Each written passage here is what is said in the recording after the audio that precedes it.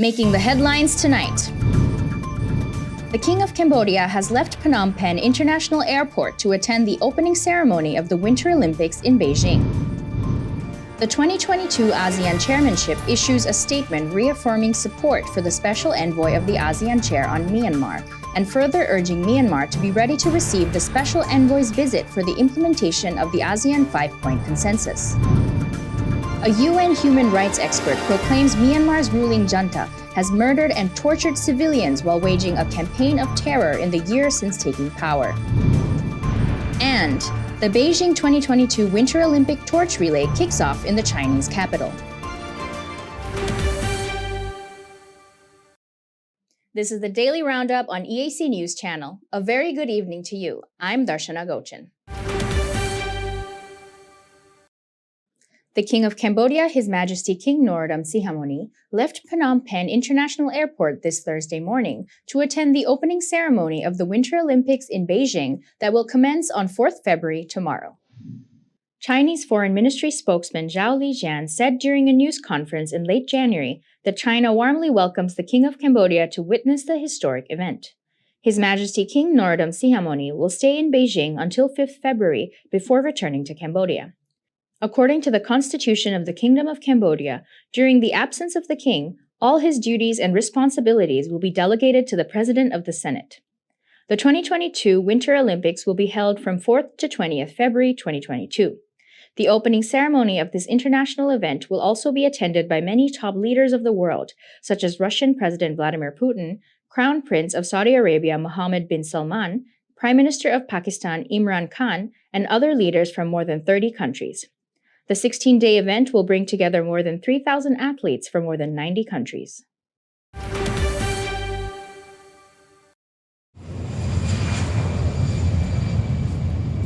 The King of Cambodia, His Majesty King Norodom Sihamoni, arrived in Beijing, China this Thursday afternoon to attend the opening ceremony of the Winter Olympics in Beijing that will commence on 4 February tomorrow.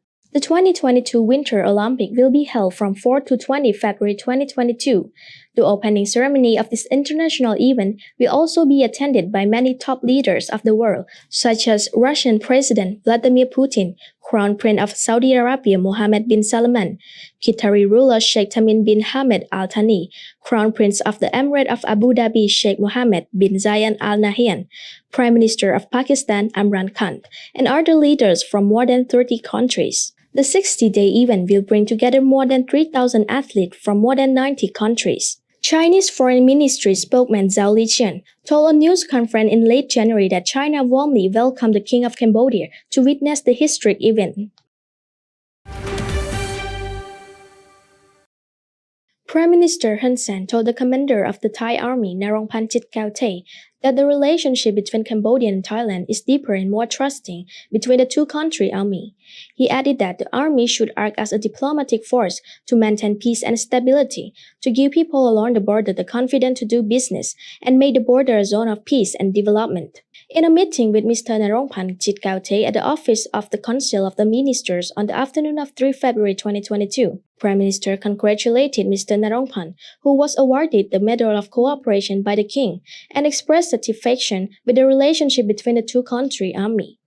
Prime Minister suggested that in order for the border to become a zone of peace, the army must be an army of diplomacy and peace. Prime Minister Personal Assistant Mr. Ieng Supalait told reporters after the meeting.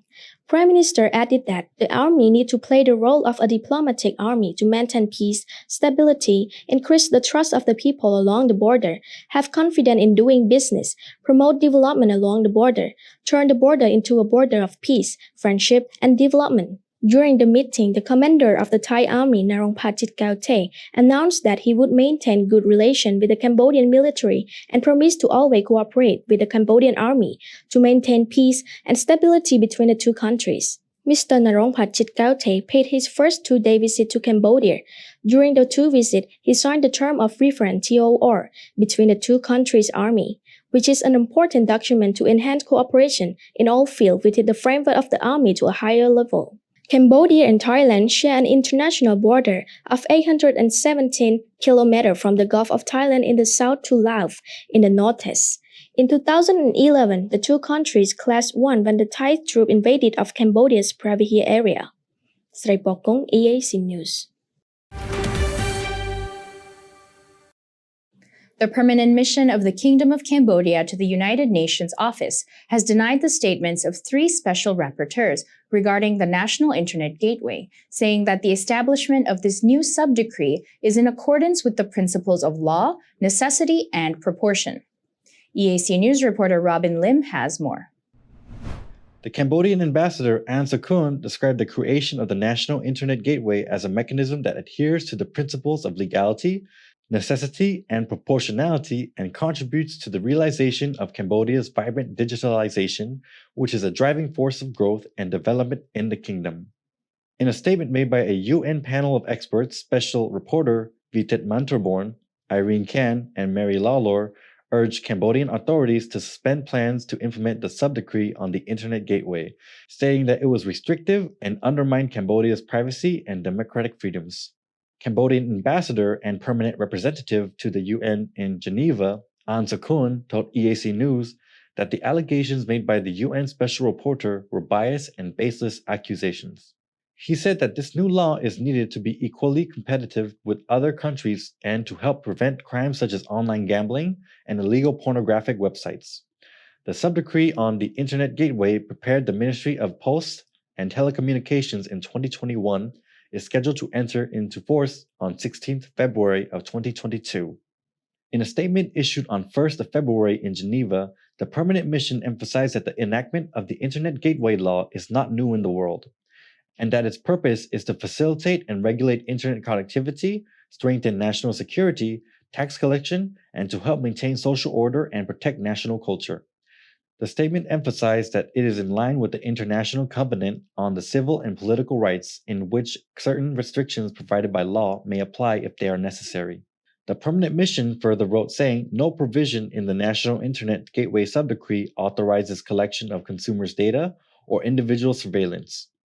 Any handling of connection and technical operation is secure and encrypted in accordance with international standards.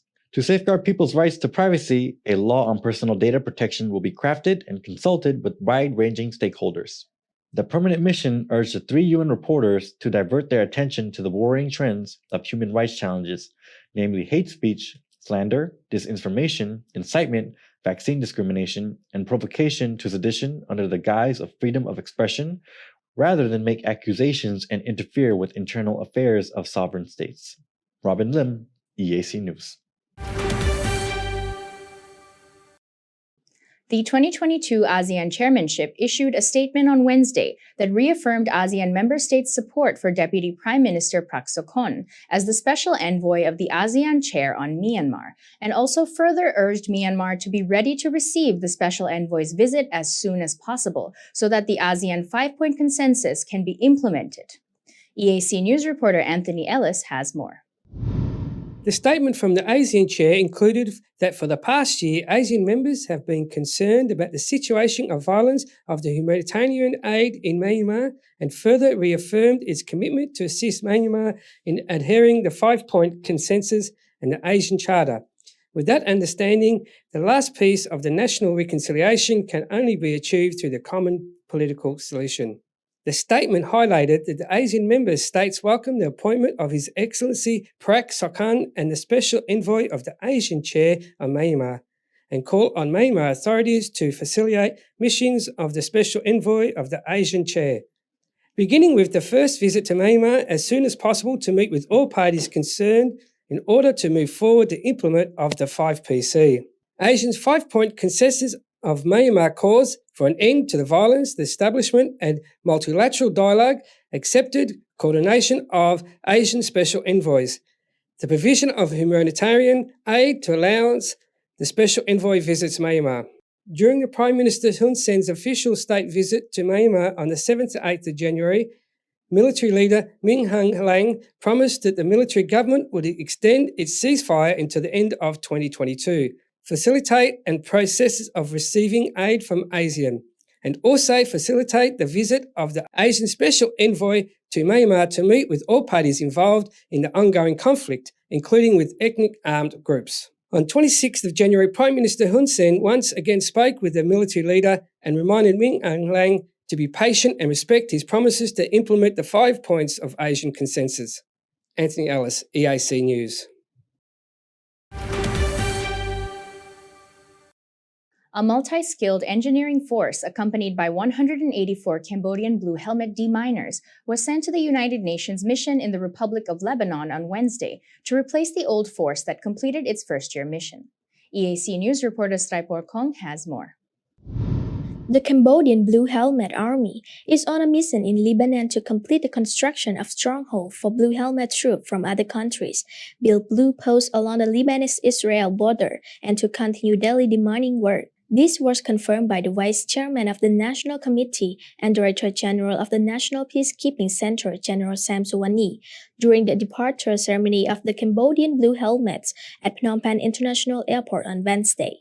For the last 16 years from 2006 to present, the National Peacekeeping Center in Cambodia has sent a total of 8,083 Blue Helmet troops, including 542 women, for 11 missions in 9 countries, including Sudan, South Sudan, Lebanon, Chad, Cyprus, Syria, Mali, and Yemen. The Vice Chairman continued that the Cambodian Blue Helmet Force were embarking on this mission in response to a commitment made by Prime Minister Hun Sen to increase the participation of these troops both in quantity and quality, in line with the new UN reforms. Sri Pokong, EAC News.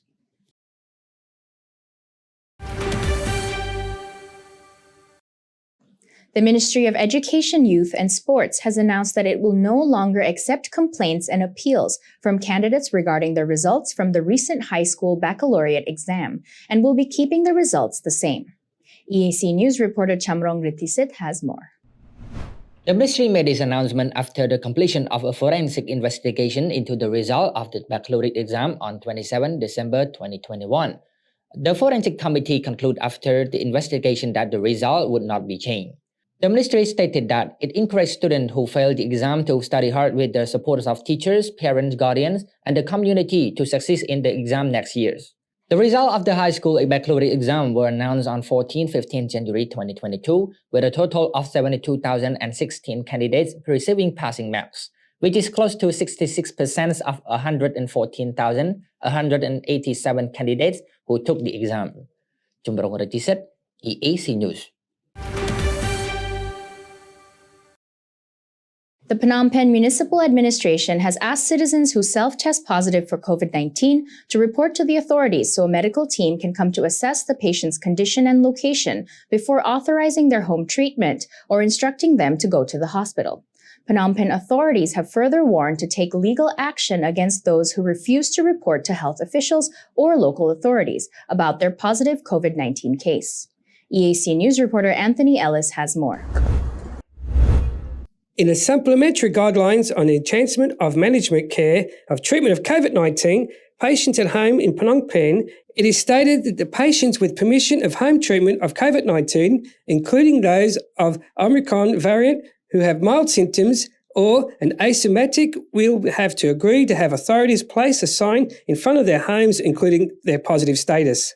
Phnom Penh authorities warn citizens that they will take legal action against those who fail to report their positive COVID-19 status and will try to privately treat themselves at home, and also ask neighbours to report any suspected cases to the authorities. The instruction added, the Phnom Penh Capital Administration encourages and requests that the neighbours living near the home of the suspect COVID-19 patient who was secretly receiving medical treatment without evaluation and permission to immediately report the health official or any nearest local authority and the Phnom Penh Municipal Administration to ensure confidentially so that the local authority can take time action to avoid transmitting of the COVID-19 virus, especially the Omicron variant, in the local community they live. Anthony Ellis, EAC News.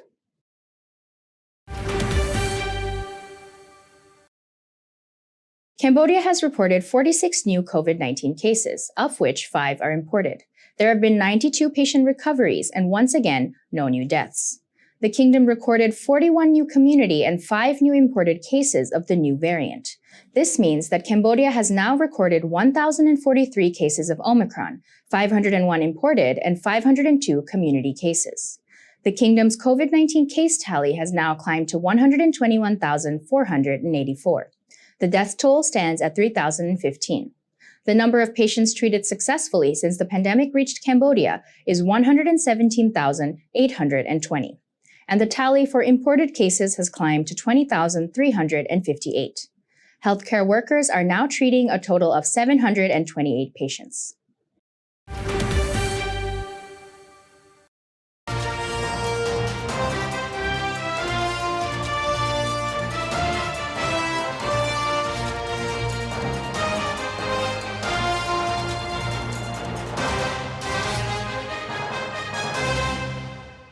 And now for a look at news-making international headlines this Thursday, 3rd February.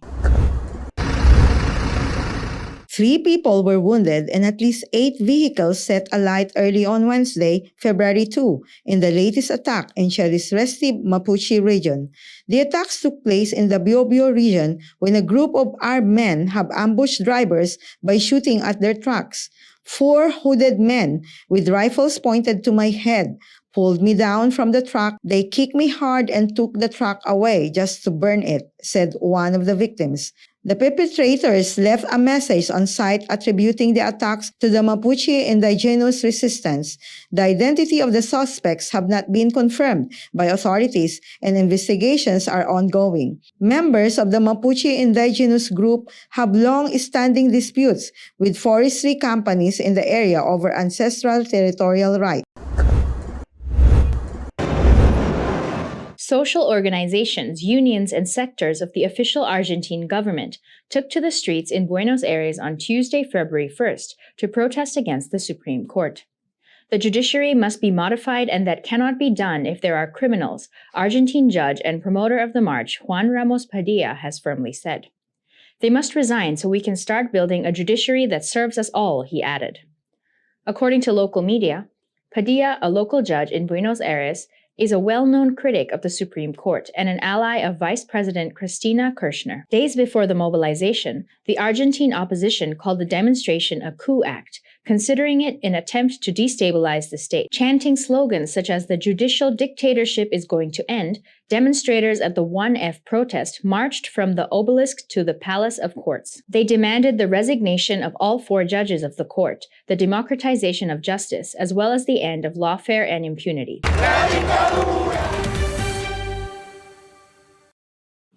Myanmar's ruling junta has murdered and tortured civilians while waging a campaign of terror in the year since taking power, the UN human rights expert on Myanmar has boldly said on Tuesday, February 1st, as he called for a tightening of sanctions.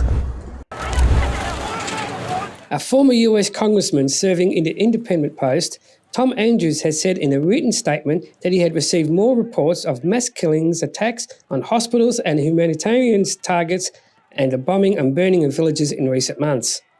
The military is committing crimes against humanity and war crimes against the people of Myanmar, Andrews had said. A spokesman for the junta did not respond to cause-seeking comment. Andrews had added in his statement to the military junta is functioning as a criminal enterprise, seizing the assets and stealing revenue that rightfully belong to the people of Myanmar. The military are using the resources to buy the means of systematically attack the people of Myanmar. This must be stopped. Today, 1 year after the attempted coup was launched, I am urging all of us, member states of the United Nations, and everyone who cares about human rights, justice, and decency, to take a moment to reflect on what has transpired in the last 12 months within Myanmar and the international response.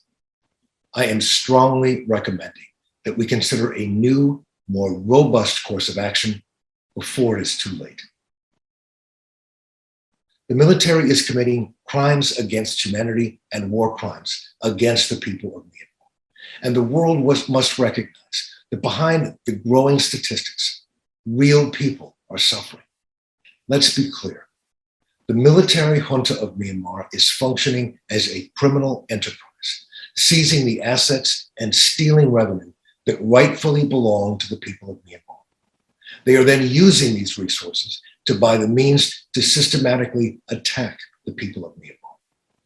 This must be stopped. We have documented 1,500 people who have been killed, but this is only in the context of protests. So killings of protesters, killings in the context of protests, which means where security forces have entered people's homes, conducted raids and killed them. And these also include people who were killed while in custody, while in military custody. Some 200 of them were killed due to torture in military custody.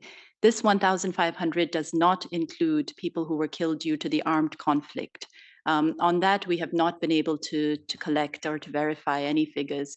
We do understand that they are in the thousands. At least 11,787 people have been arbitrarily detained, and this is for voicing their opposition to the military, whether in peaceful protests or through online activities even. Some of them have been released, and 8,792 remain in custody as of today. The United States, Britain and Canada imposed new sanctions on Myanmar's military after a year of chaos. Andrews has called again for the UN Security Council to impose a comprehensive arms embargo on Myanmar. At least 1,500 people have known to have been killed in the year-long protest against the coup, with thousands more possibly killed in the armed conflict, the UN Human Rights Office said on Tuesday. Myanmar's ruling junta has disputed similar past estimates of the death toll and numbers in custody made by rights groups.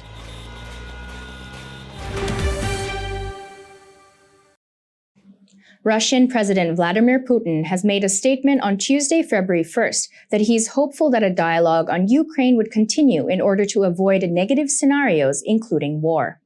In his first direct public comments on the Ukraine crisis for nearly 6 weeks, a defiant Putin has showed no sign of backing down from security demands that Western countries have called non-starters, and a possible excuse to launch an invasion.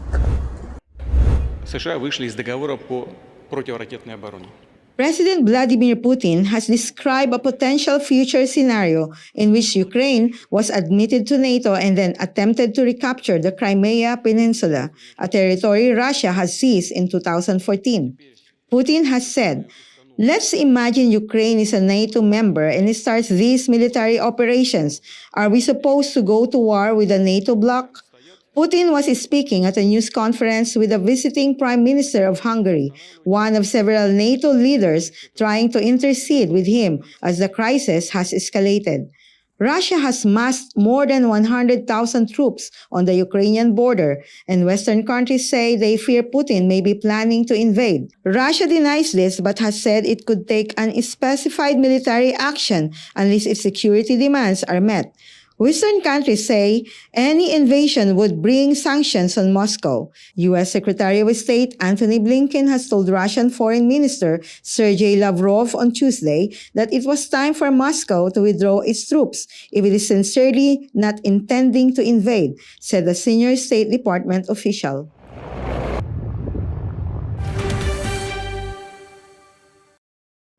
North Korean leader Kim Jong-un's wife and influential aunt made a rare appearance in state media on Wednesday, February 2nd, as the ruling family has maintained a low profile during the coronavirus pandemic. Kim's wife, Ri Sol-ju, and his aunt, Kim Chung-hui, have attended an art performance at the Mansudae Art Theatres in the capital of Pyongyang on Tuesday, February 1st, celebrating the Lunar New Year's holiday. Ri was last seen publicly on September 9, 2021, when she has joined her husband in visiting the Kumsusan Palace of the Sun, which houses and embalms bodies of Kim's late grandfathers and fathers on the anniversaries of the country founding. Kim Jong-hui was a key figure in the young leader's first years in power, but had disappeared from media after he orders the executions of her powerful husband, Jang Sung-taek, over treason charges in 2013. She made a surprise comeback 6 years later.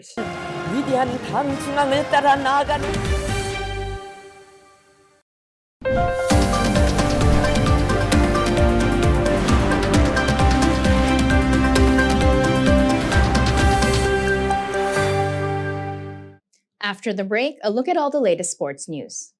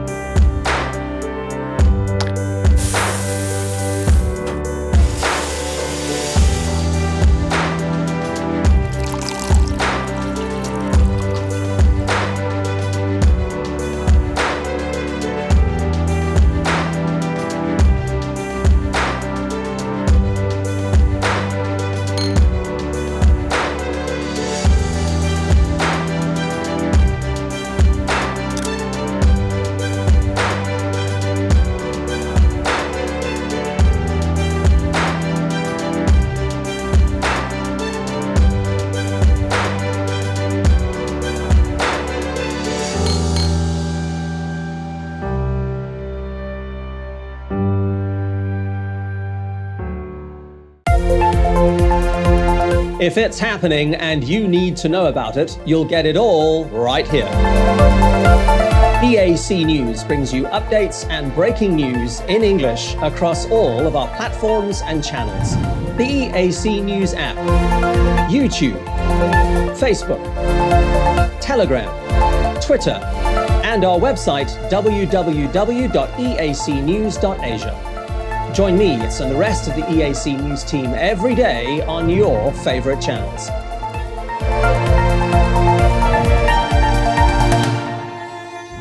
EAC News, Cambodia made clear.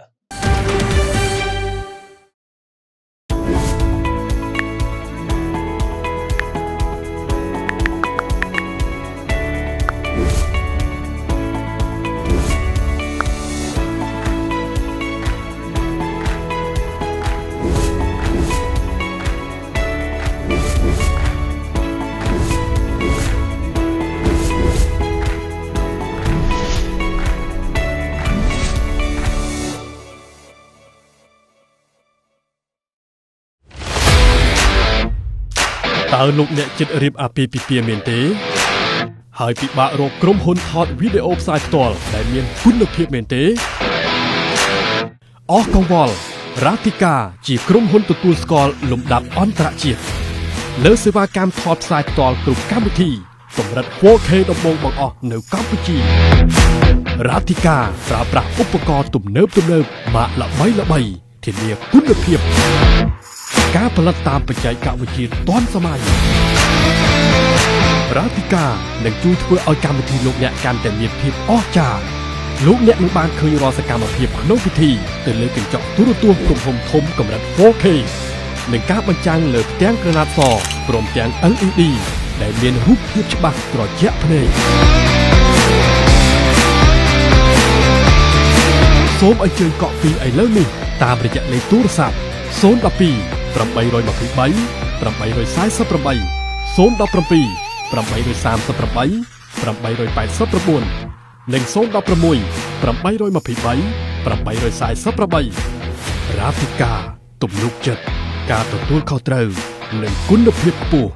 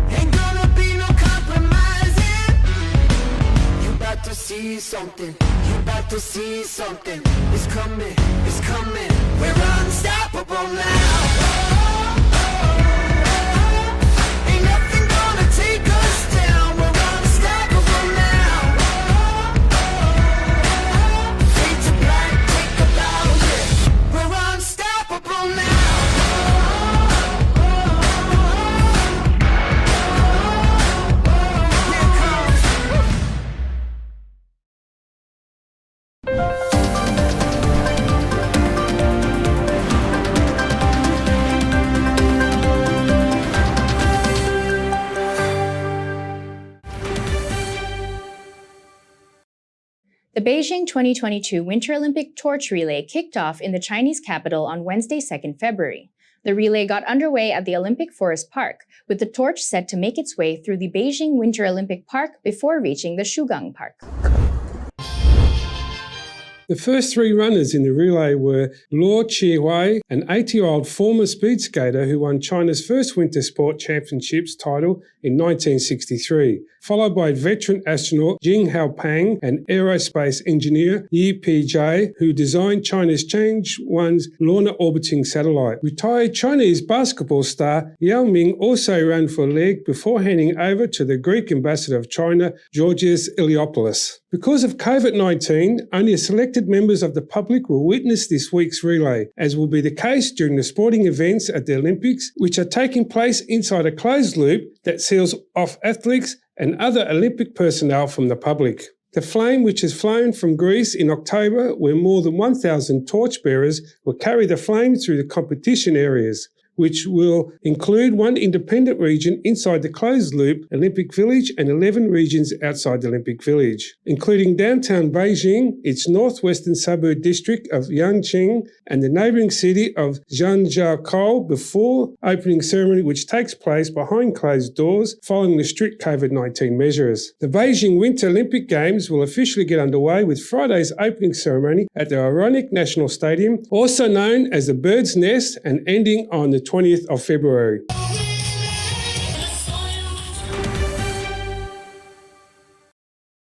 The world's leading women's ski jumper, Marita Kramer of Austria, will miss the Beijing Olympics after failing to recover from COVID-19 in time to make it to the Chinese capital. The 20-year-old Austrian, who initially delayed her departure last week after testing positive during a competition in Germany, said she would not be able to recover in time for her competition. Kramer was due to participate at her first games, with her competition starting later this week.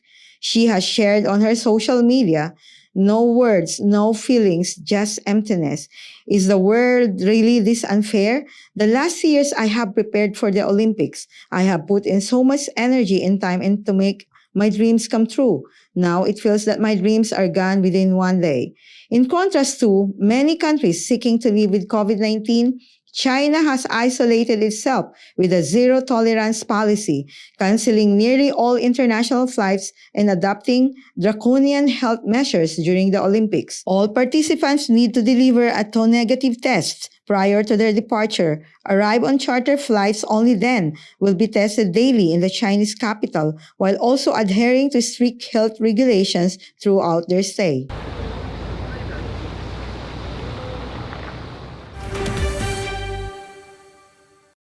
Manchester United forward Mason Greenwood has been released on bail pending further investigations, police said on Wednesday, after the 20-year-old player was arrested on suspicion of rape and assault of a woman. Tuesday, 1st of February 2022, Greenwood was further arrested on suspicion of sexual assault and making threats to kill. Manchester United has issued a new statement following Tuesday's developments, saying Manchester United reiterates its strong condemnation of violence of any kind. The club has suspended footballer Mason Greenwood on Sunday, a move that followed accusations online that the 20-year-old player had assaulted a woman. Any marketing or products created by Manchester United or United sponsors will not feature Greenwood. All Greenwood sponsors have also suspended their ties. Greenwood or a representative for him have not responded to the allegations. And now for a look at how the weather will be playing out tomorrow.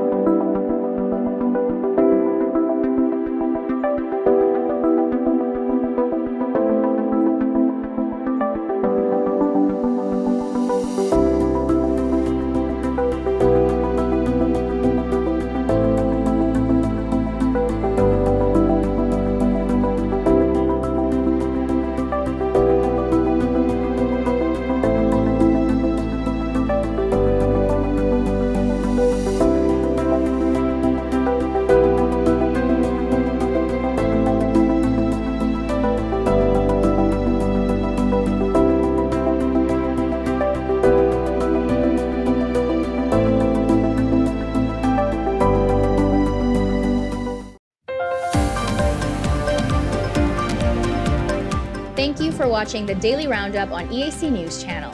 For more breaking news and updates, you can check out our website, eacnews.asia, or search EAC News on Telegram or at your favorite app store. More from the EAC News team tomorrow night at 8 p.m. We will see you then.